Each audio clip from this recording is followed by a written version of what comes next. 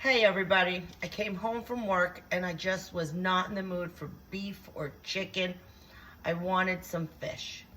Well, this is a good old-fashioned Italian one. I'm cooking Baccala. Cod fish, whatever you want to call it. Here is a half a white onion sliced. I have about 3 tablespoons of good Italian Filippo Betti olive oil. Let this cook for a little bit. I have about 3 cloves of garlic. I crush it and then I dice it up, not too fine because it'll burn. Okay, so then just toss that in and let that start cooking with the onions. All right.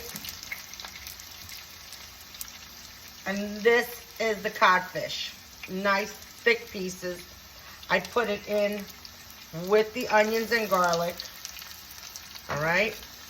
I love this pan. It's a little deep and it's really good. So let it cook and you're going to brown it almost on each side to get the flavor.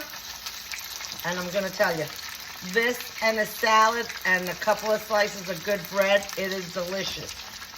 I have 3 medium potatoes. I cubed them. Just always make sure everything is kind of the same size. All right? So, and then you just toss it around. See? Really, this is a really easy one and a quick one.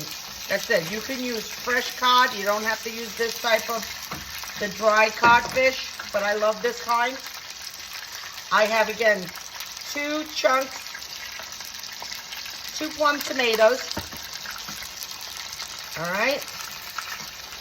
And let that cook for a little bit.